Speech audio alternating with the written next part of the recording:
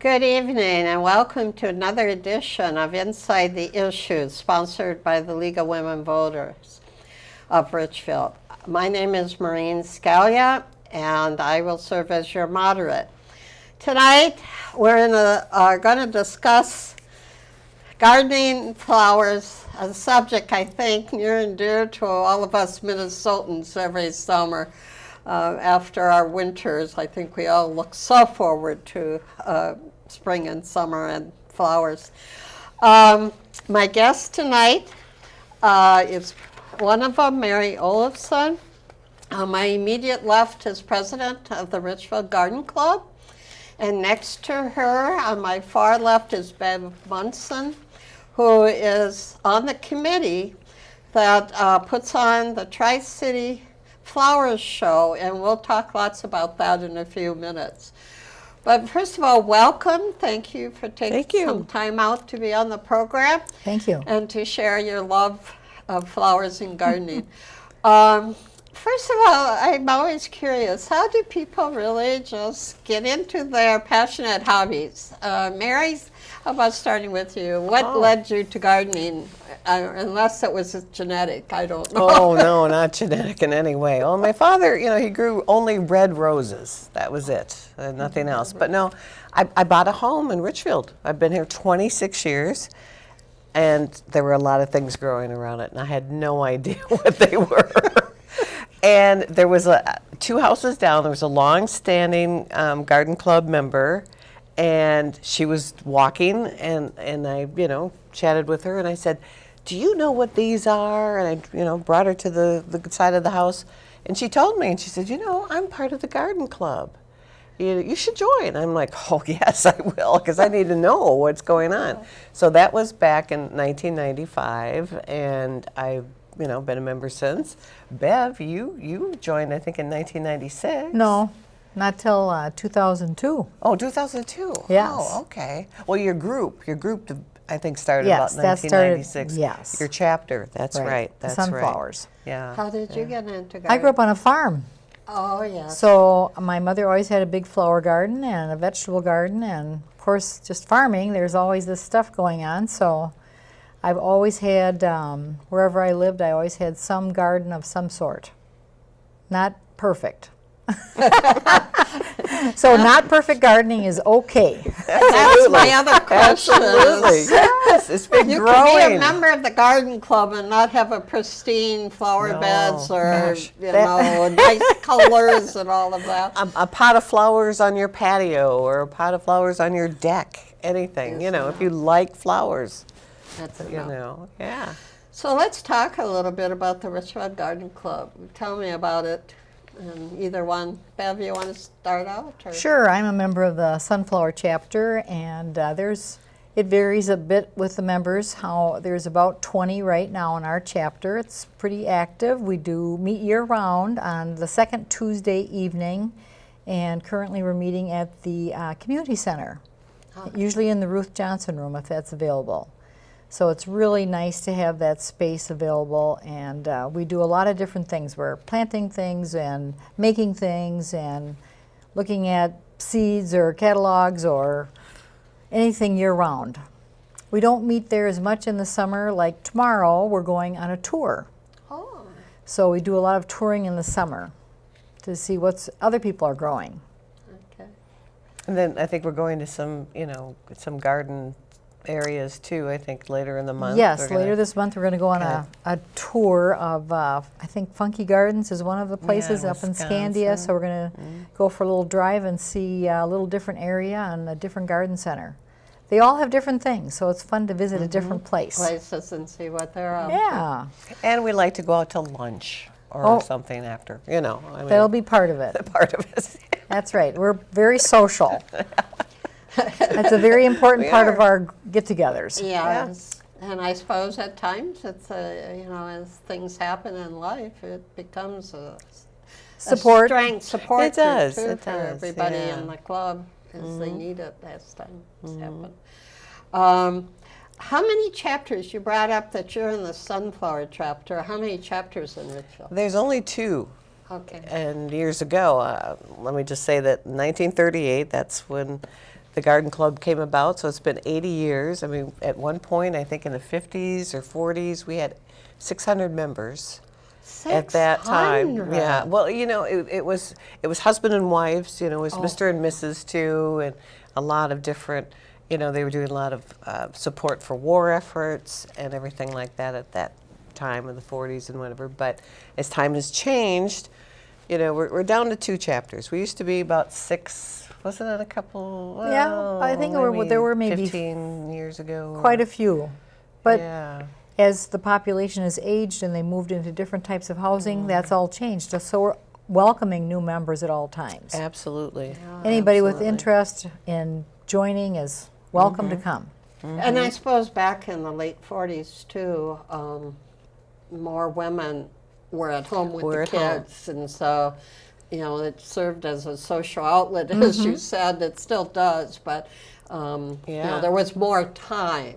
So, Yeah, and people's lives are busy now, and Yeah. they have families and children. But you know, as you know, retirement comes up, it's kind of a nice outlet. It's a nice. so do the thing. 2 chapters meet together, or do they meet separately? Separately, like, as Bev said, on the second Tuesday of each month, the Lady Slipper chapter, which I belong to, meets the first Saturday of every month. Oh, okay. And we're a smaller group. We're a smaller troop. There's only about 8 of us, and a lot of them are traveling and involved with other things in their lives. So we get together, and we usually, you know, go to a different.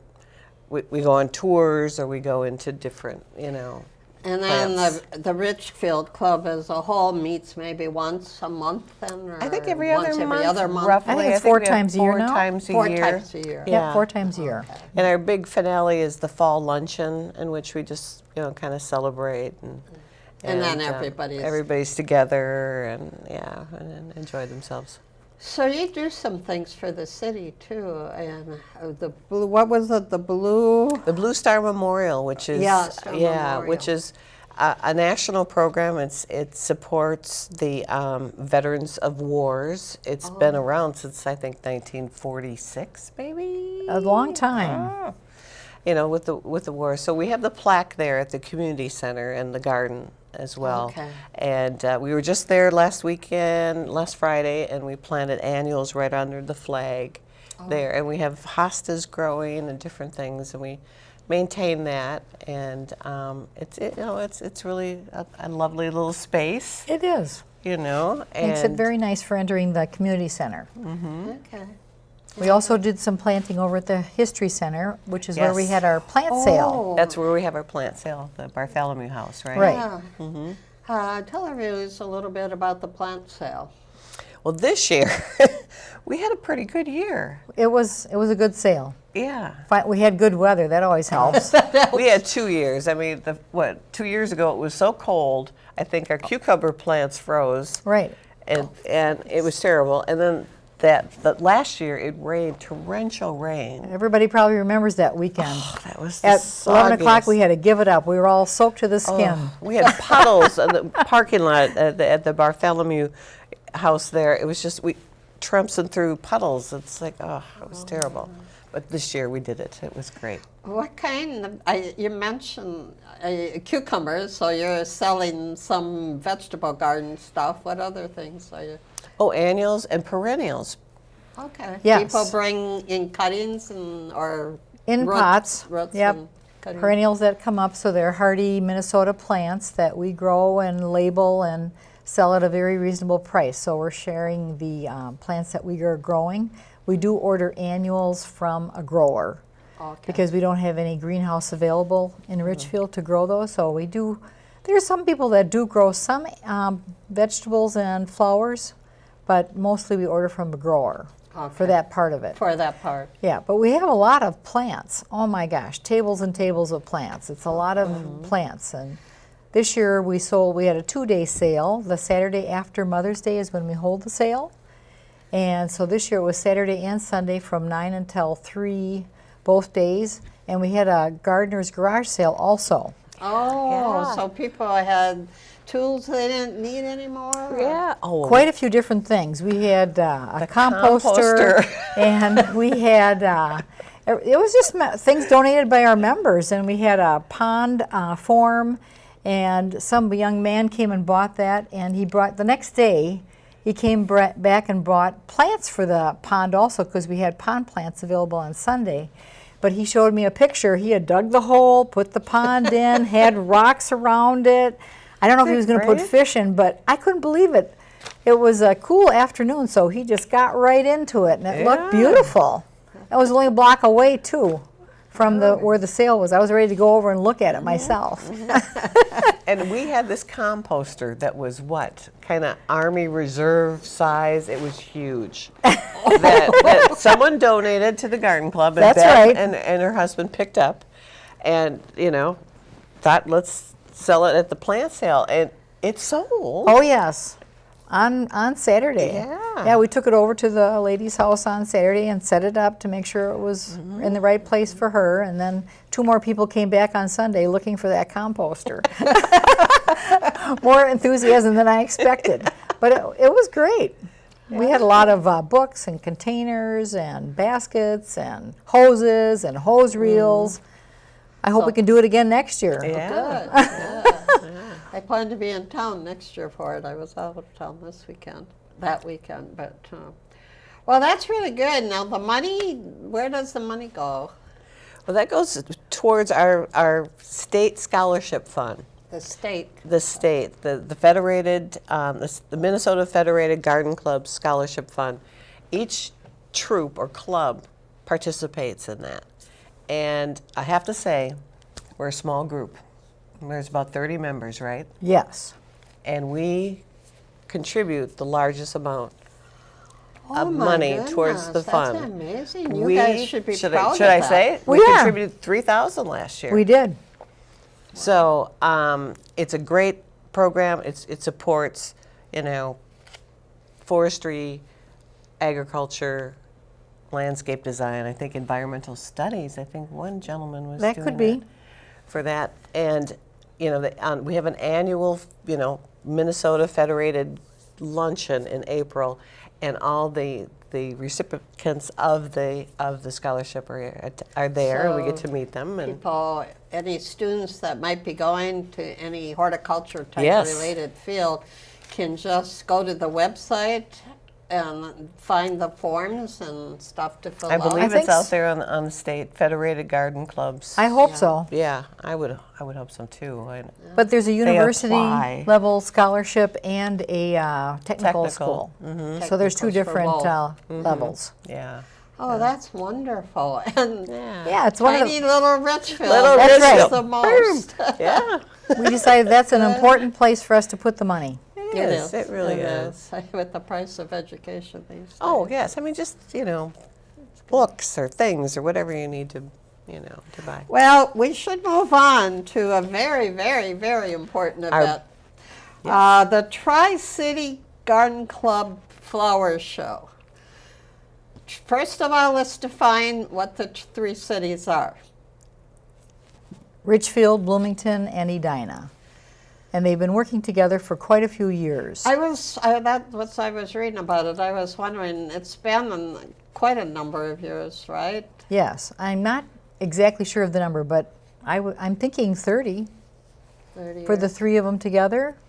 I know the first show was okay. held at Southdale. Yeah. Oh, at Southdale. Yeah. Yes, I know you've been at Southtown for quite some time, yes. but That you're was moving this year. Tell people where you're moving to. Bachman's Heritage Room. So it's a very nice room if you've never been in it, and many other organizations have their shows there or bulb sales or whatever their event is. So Bachman's is very welcoming to all of the clubs that are willing to do that.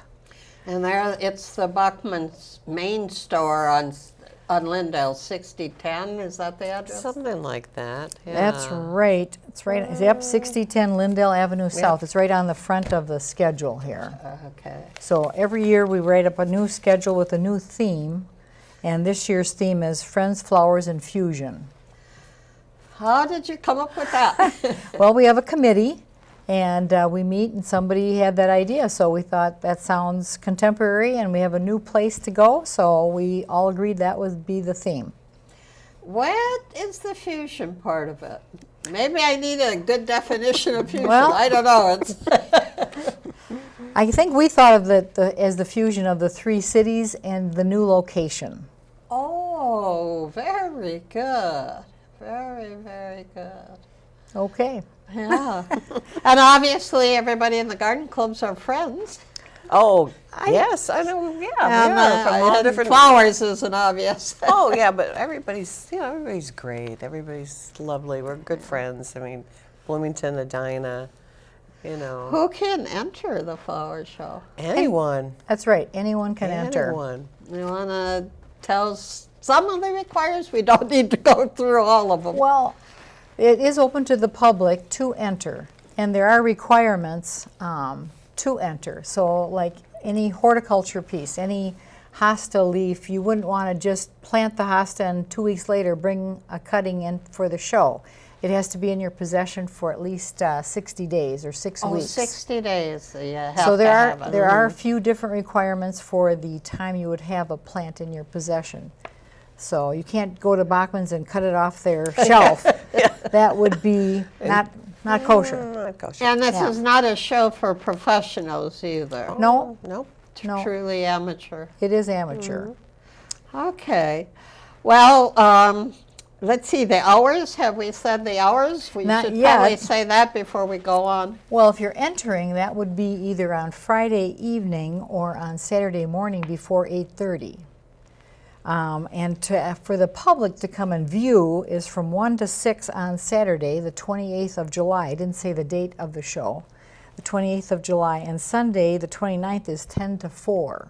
Okay. So we're open during the store hours. Okay. And the judging goes on. Before that 1 o'clock time. Okay. So everything has to be in place on the floor by 8:30 in the morning on Saturday. Right. Okay. And then the judging starts about 9, is it? Right, about Something 9 like o'clock. that. And Or it could be 9:30. 9:30, yeah. It's and in the judges schedule. are chosen and how? They're accredited judges. There's a judging class, certificate, I don't know. What is Yeah, it? there's It's kind of the judges panel, and they study the handbook, and they know everything about the items they're Flower. judging. We have a new handbook this year. That is a handbook for flower shows. Right, For and the this national. is from the National Garden Clubs. Oh my goodness. It's quite a handbook. Watch out, there we go. There goes the- Okay. And Nothing. so Ruler. they really know exactly what a They're- flower is supposed to And look because like. this is new this year, this is they're really studying that over. Okay. Weekly or monthly, they have meetings where they study this. So there's a lot of new categories, and a lot of things are the same, but it's updating the handbook. Okay. And then Put that down. there's a number of divisions. Do you want to enumerate them? Oh, I think there's just 3. There's four? Are there 4? I The counted educational. 4. Okay, there could be educational is Yeah. 1. Yeah. And the first division is horticulture. And so that would be cut items like, for example, like these hosta leaves. So Division 2 is design, and Division 3 is the botanical arts, which is a new category in the handbook. Oh. And Division 4 would be the educational exhibits. Part. So let's talk first about the horticulture division. Is it just by flower type or plant type, correct? Well, And there can be, some are flowers and some are not flowers. that's right. That's right. Then there's the schedule is really the law of the show, and that is available directly through the Bachman's website, bachmans.com, and there's a link right on there under events for the flower show. And then you can download the whole schedule right there, or you can go to the Federated Garden Club site, which is MN Garden Clubs, and that comes right up as the Federated Garden Clubs, and under flower shows, it lists our show, the Tri-City Flower Show, and you can download the schedule there. And that contains most all of the information that you really need to know how to enter. Yeah. But if you're entering horticulture, there's perennials and there's annuals, and each of the types of flowers are listed in the schedule. So you'd have to fill out, you'd have to have a tag, which Yeah. there is a sample of in the back of the schedule. But for an example, I just brought a couple things this morning. I cut some hosta leaves, and that's on page 12 of the schedule. And that you would have to, you would measure your hosta leaf across the width, and you'd have this one is a large leaf, so that is like over 9 inches. So that means it's the largest size of hosta leaf to be displayed. And so you would want to have that, this is kind of a short jar. You need a clear glass bottle for any horticulture that you're displaying, and with no label. And then this one would really be better in a taller bottle Like like that. this, okay? Because the way it's presented. Yeah, you want know. it to be standing up straight, Yeah. and if it was a wider mouth bottle like this one, you'd need to stage it with something to hold it upright. So I brought another example of these little hosta leaves. So this is Francis Williams. It's good to know your variety also, and the size. And then when you Oh, have that's small a pretty leaves, little one. yes, this would Isn't be that cute? the emerald tiara, because it has a little green edge around the lighter green center. So then that one is under 2 in, it's between 2 and 4. So then there's another listing for that. That would Something be like a smaller. Six. Yeah, 6 to 9, over 9, 4 to 6, 2 to 4. So you have to find the right listing and then fill out your tag according to that schedule. And then this is so small, you'd have to stage it like with aluminum foil or Hold it up plastic there a little wrap. bit. Yeah, because how they have it staged here, to, you know, it's standing upright. It looks, you know. It's clean. That's Clean. very important. You don't want it Yeah. to be damaged or have it folded up where it have like creases in the leaves. So there's a lot of different things that they look at when they're judging. And the judges are right down there. No, they're not. I don't well, know what they're doing. I think don't they know how have they to know. stand a little distance away, but they do look at them closely. They know. I look at this and I think it's lovely. It's perfect. It should be a blue, blue ribbon. I don't know. And how then they you can have potted plants too you can bring in. Yes. Oh, yes. Well, this one is a different container that we made for the show. It's a trough, and it's made with Portland cement, perlite, and peat moss. Oh. So you mix that together. There's recipes online. That would be the easiest place What is to it find called? it. A hypertufa? Hypertufa. Yeah, so it's lighter weight than just yeah, I concrete. didn't know the meaning of that word. Yeah, it's lighter weight than a standard concrete type container, but and there's drainage in it, so you can put something in there. There's we put wine corks in there to make for drainage. Oh, I see. So you can actually plant in there, and I just brought Isn't it this nice? as a It's so sample of rustic looking what and you can just put cool. in there. One Yeah. example. That is really cool. Anyway, Well, so let's talk a little bit about the design, because sometimes that can be really, I mean, people are really creative. That's all I Oh, can yeah. say. They If are. anybody has seen, either at the state fair or a flower show. Sure, that's very true. And this year we have the design is Division 2, and we have 3 different main groups with different classes in each one. So it's there's some. We have One- the miniatures, right? We have the little- miniatures. Yep, that's section P with an 8-inch design or a 6-inch design or a 4-inch. So everything has to be within like a 4-inch square space. Wow, that is So everything has to be to really scale. small. Yes. It'll be interesting to see what that's all about. Oh, yeah. People are totally fascinated with the miniature designs. They are hard to do Yeah. because you're using all the same concepts of any size design, but in that miniature form. And then the botanical arts, what is that? Now, that's where I read something. Is that where the fairy gardens get? Yes, that is the fairy garden as one of the categories.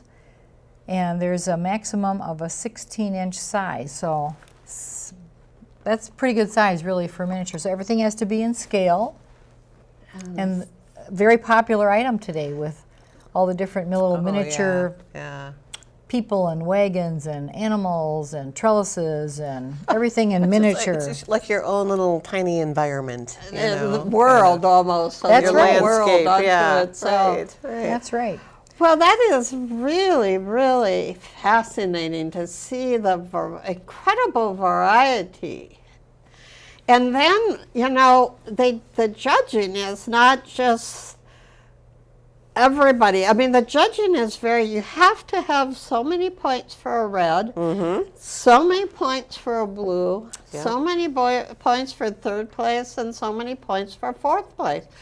So if the judges determine that in any one category, no one measures up, there might not be. That's true. But most of the time there is. And we do compare by city the number of total points, right? Yes. At The the city end, award. yes. Yes. We do tally them all up, and there are special city awards. So Richfield has had the Richfield Trophy. It's a silver yeah. big cup trophy that the men's club gave to the women's group many years ago. Many years ago. Yes.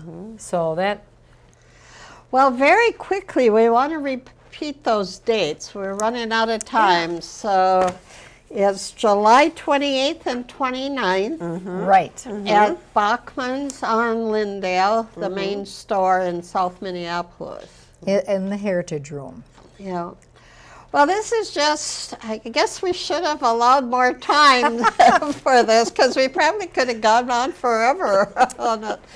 But I do really want to thank you for coming and being a part of this show.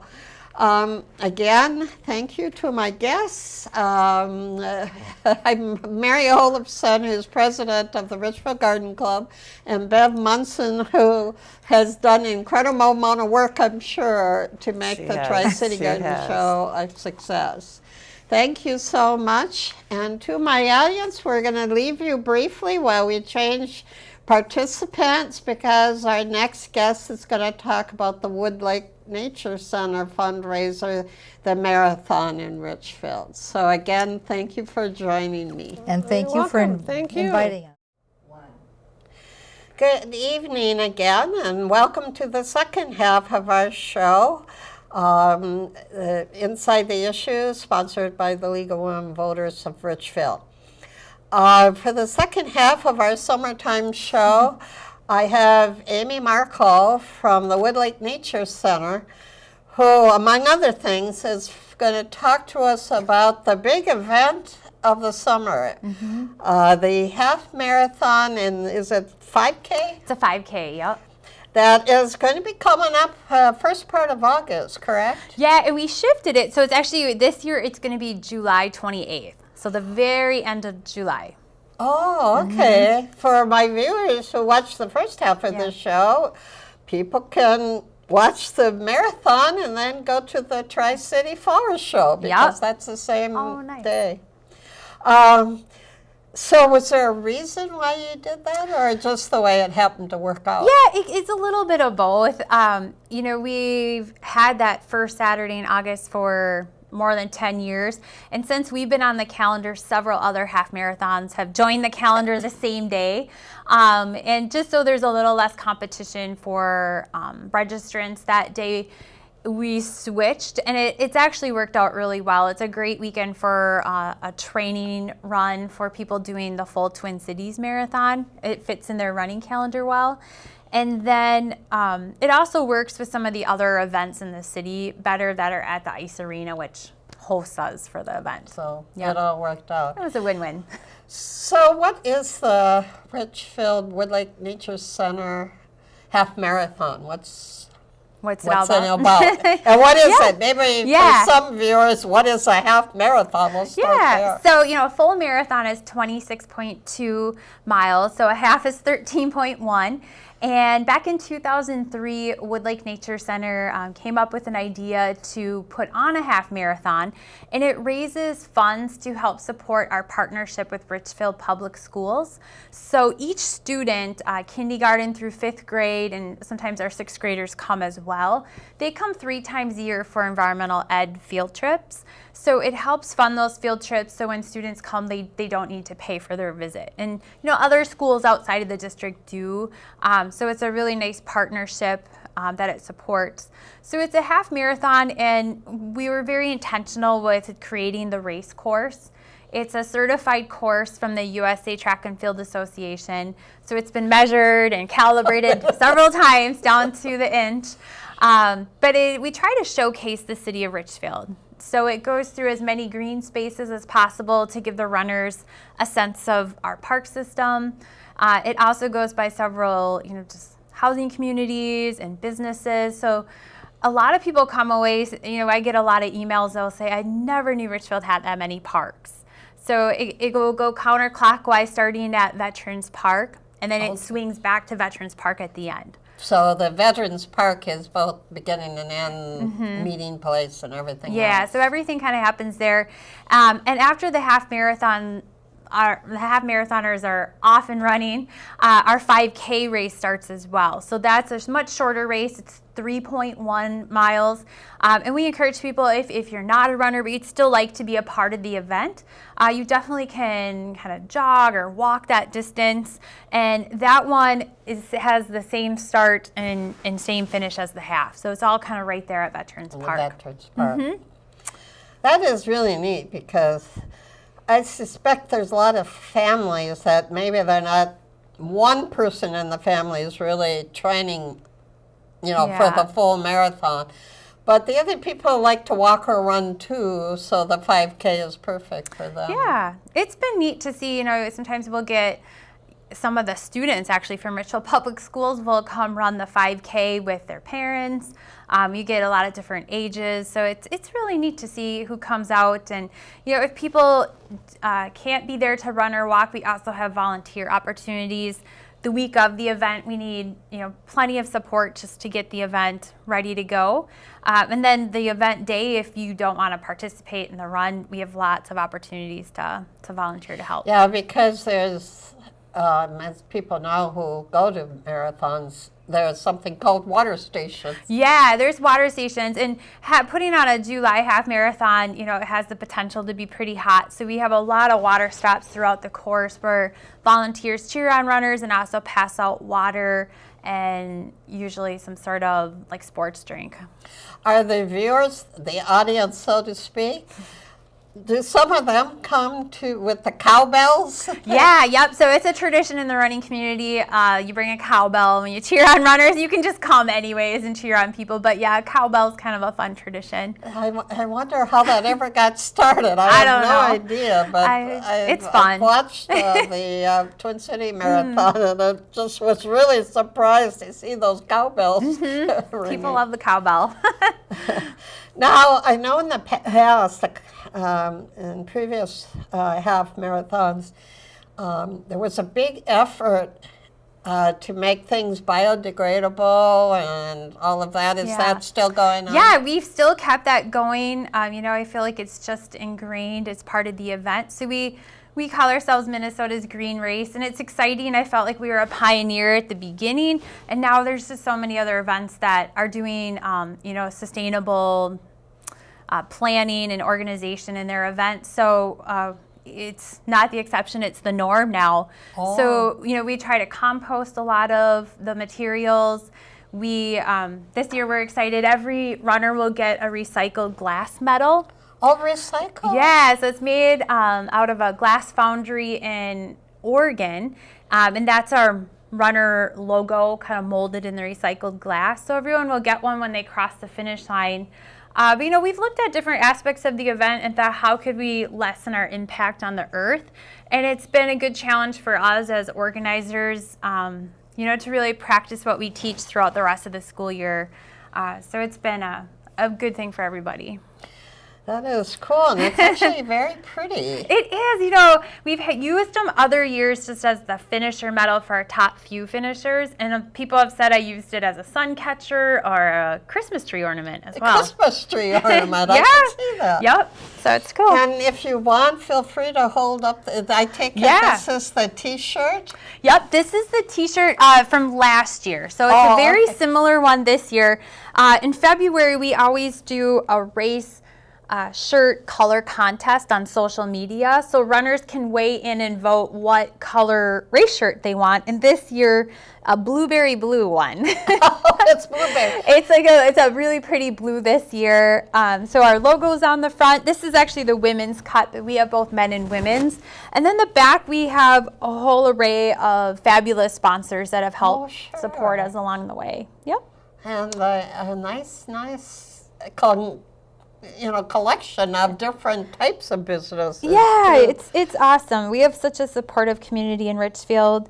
We could always use more. So if any businesses are interested in getting them involved, you can always contact us. But yeah, it's been awesome to have the support that we've had. And all the entry information, reservation information is all on the website. Yeah, you can go to urbanwildland.com, and we always encourage people to register early. It'll give you enough time to train and kind of mentally and physically commit to the event, and then also you save some money because the price goes up as it gets closer. As it gets closer. How many runners have you had in the past? We can hold about 1,650 Wow. tops. We've been there a few times. I would say on average like 1,500. Oh, wow. It's great. So we get about 1,200 for the half marathon and 300 to 400 for the 5K. That's. I mean, you're talking almost 2,000 people participating. Yeah. When you get all the volunteers and spectators, there's definitely about 2,000 people there. Yeah. So it's exciting. Wow. It's a really fun day. If you even just want to come spectate and cheer on runners, it's very exciting to be at the start line, at the finish line, and cheer people on and kind of see them achieve their goal. And I assume they will have to cross 66th. Yeah. But luckily, the construction was done on the west side and the east side, Yes.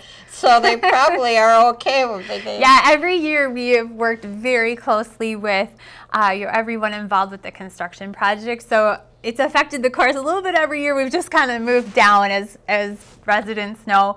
But we did some planning over the winter and talked about race day and how we can get people across 66th Street with no impact really. So they won't be able to tell sections are under construction. So it should go smoothly. Okay. Yeah.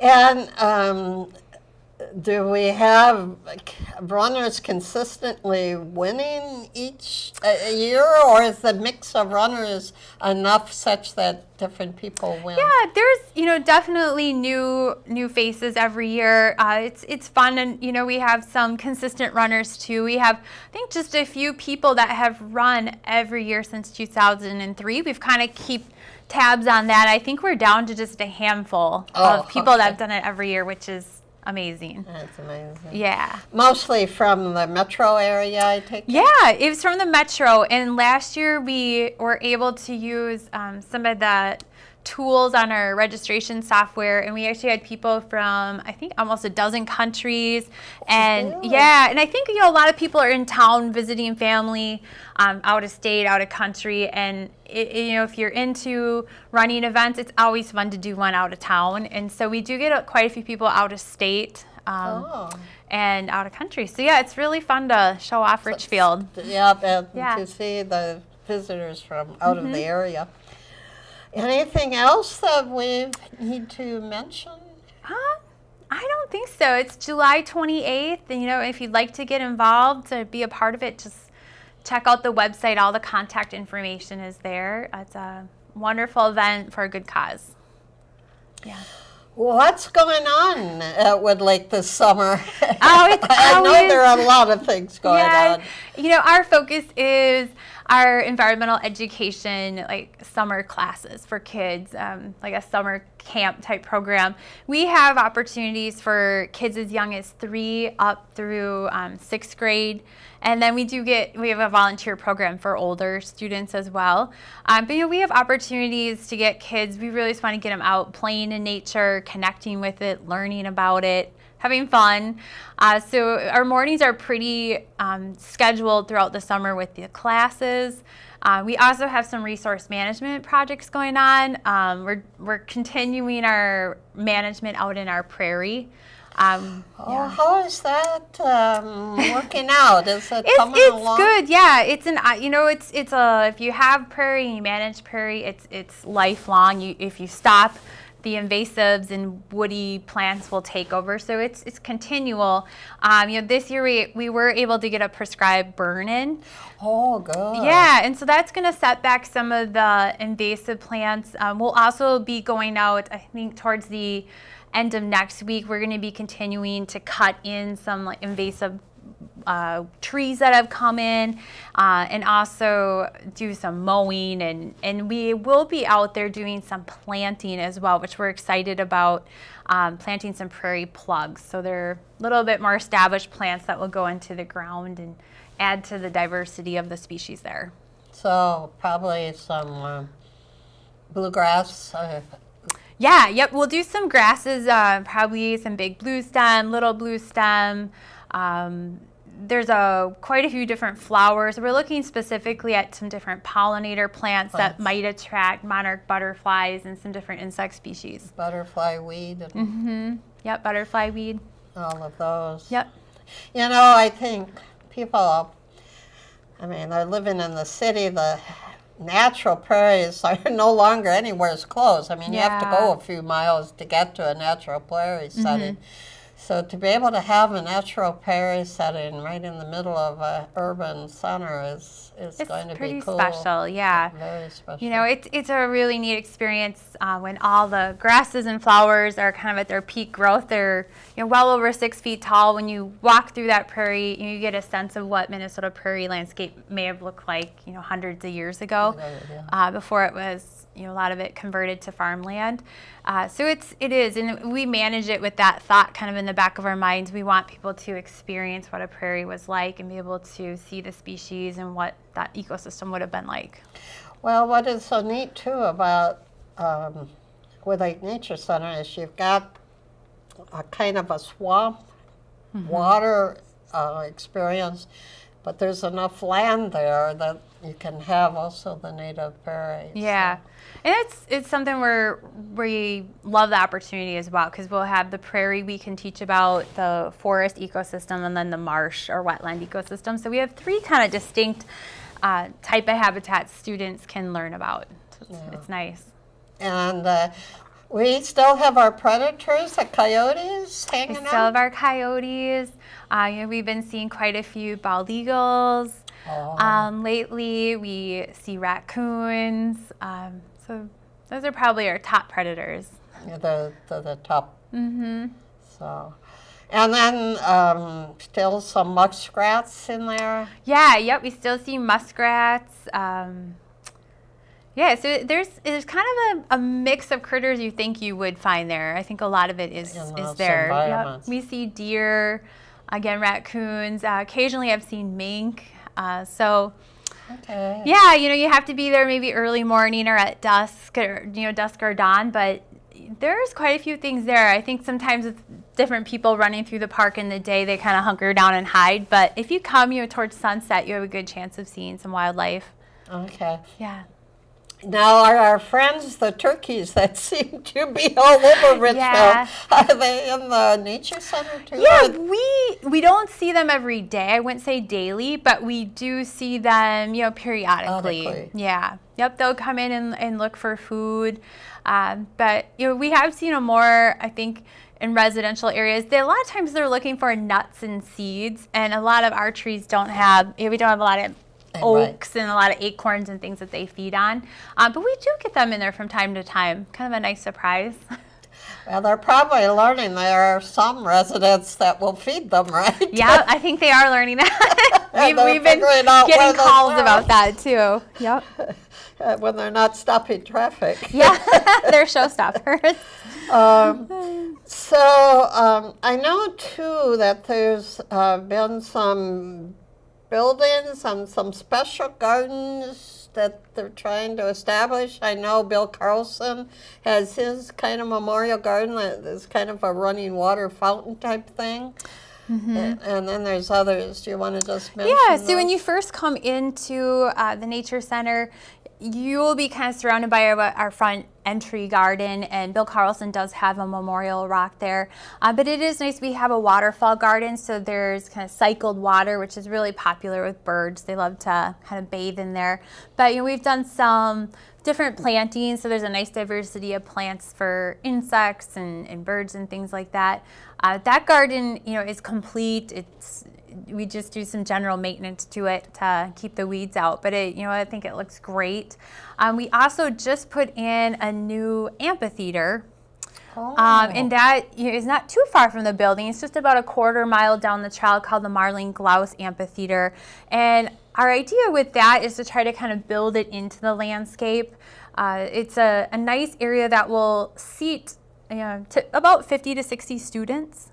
It's right next to the marsh. I think our phase 2, we like to get a dock system. And since so much of our education is focused on water quality and watershed and water issues and concepts for students, we'd really like to teach it, in that amphitheater and use that dock system for them to study the water. And so that amphitheater is completed, and now we've just started doing some plantings. Around it. Yeah, so for Earth Day, we planted several trees and shrubs, and there'll be some more plantings that will go in. But if people want to come out and check it out, you certainly can. It's a really nice spot, to bring a book and Sit just there and sit out read. there and enjoy it. Yeah. Yeah. Yep. Well, that is, I think if there's anything really that Richfield can be proud of in terms of their green space, it's the Wood Lake Nature Center. Yeah, I agree. It's special. You go to other cities, they have nice parks, but I think what we have is a community, that supports it. I feel like we have deep roots in the community. And it's really nice to see how people use it. On a daily basis, I see people come, walk on their lunch breaks. I see people birding. I've seen people rent the building for baby showers, weddings, just all sorts of festive events. And they really see it as a place they can come and do those type of things and connect with nature. So it is unique too, because it's a good size park, a good size green space, and we are just in the shadows of downtown. So to have an opportunity to see deer or a coyote, but you're literally a 10-minute drive from downtown is pretty special. Well, just even to get, yes, you do have the traffic from the 35W, but still, some kids I don't think ever really experience the call of a bird, or even somebody to tell them which bird it is. And those red-winged blackbirds are out there singing up a storm at this time of the year. Yeah, and a lot of research is going into that whole idea that kids are just too connected to electronics and not getting enough nature play. And we've seen a little bit more of the research coming out in the media and in the news, and they've kind of coined it nature deficit disorder. And so when students are inside too much, maybe on computers and social media and things like that, but just not out playing, they lose things. They lose some creativity, and just being able to be creative with their time and what they want to do and how they play. It's really important developmentally for kids, and so having a place where kids can go play. We do have a nature play area that's free to people. They can just go. It's a fenced-in area with trees and some neat rocks and a bridge, and kids can build forts, go in there and do whatever they want. So it's fun. Well, I know one time with my daughter, that's where the birthday party was, and one of the naturalists took one of the shorter hikes, and it's I think that's just so important to have those kind of experiences. Yeah. Is, to touch a pine needle, to touch a leaf, to be able to Yeah. even just touch the dirt. Yeah, having those experiences are really important. Definitely. I was going to bring up something, and it Those just goldfish. the fish. Yeah, and I wanted to bring them up as well. So I know last year we talked about the goldfish, so it is good to follow up. Well, maybe for people that maybe didn't Yeah. see the program or anything, last year I became familiar through the Wood Lake Nature Center, Friends of the Nature Center annual dinner. They had the guy come and talk about our goldfish that had set up habitat in the marsh. Yeah. Apparently, people who decided, oh, we don't want goldfish anymore, would come and release their goldfish into the marsh. So, first of all, tell what the goldfish were doing. Yeah, I mean, they were just being goldfish. I remember distinctly, with being out with some students studying the aquatic invertebrates in the marsh, and this kid grabbed his net and he said, I caught a goldfish. And I remember thinking, no, you didn't. And I looked and I'm like, oh my gosh, you did. And sure enough, there was a goldfish. They quickly multiply because there's several goldfish, and their population, kind of grew rapidly. So it went from a few here and there, and in just a few short years, there's many, many goldfish. And they're bottom feeders, so what they tend to do is kind of suck things off the bottom and eat things. And a lot of it's the aquatic invertebrates. So it's a healthy marsh should have a diversity of different insects living in it. And what we are seeing the last several years is just a kind of rapid decline of not only how many, but the overall diversity. We're just seeing a few aquatic invertebrates. It's pretty common to teach a class where students with their nets and cups might, catch at least a dozen different things. But last summer, you'd go out for a half an hour and you might catch 4 or 5 things total. Oh my goodness. And maybe just a couple different species. So we saw something was, out of balance and things were happening, and a lot of it pointed to the goldfish. And so we did have Dr. Peter Sorensen from the University of Minnesota. He's kind of an expert with goldfish biology, and so he came and was able to talk with us about what he knows about the goldfish. They're definitely non-native. They will eat up a lot of the invertebrates. It makes it hard for the native species to compete because the goldfish are pretty tough. They're very hardy. Yeah, tell them about the hardiness during the winter. Yeah, they can survive in very shallow water with very little oxygen. So they're hard to get rid of. But he suggested, take the least, invasive approach. So we released some native bass last year, which are a predator. They'll eat the goldfish. So we put some bass in, and just anecdotally, this spring things seem to be improving, and we've seen less goldfish and quite a bit more aquatic invertebrates. Now the bass, is the marsh too shallow for the bass? Do you expect them to be able to survive the winter? They have survived the winter, and we have seen some. We don't suspect they're going to live there long term. As they grow, marshes tend not to have a lot of oxygen, so we wouldn't have enough oxygen to support large bass. Yeah, but we do have some deeper pockets of water in the marsh that, especially in the winter, they'll find and kind of congregate. Yep. I guess they're smart enough to figure Yeah, out. they got it all figured out. Yep. Sometimes we forget that they've lived on Earth longer than we have. Yep. So They know what they're doing. they know what they're doing. Yeah. And butterflies, are there? You said that you were planting some milkweed in the prairie. Has the butterfly population gone down, or is it back up? Or I think early reports that I've seen from scientists that kind of measure the population in Mexico, the overwintering population, is that they are not rebounding right now. So population, I think, is kind of at an all-time low.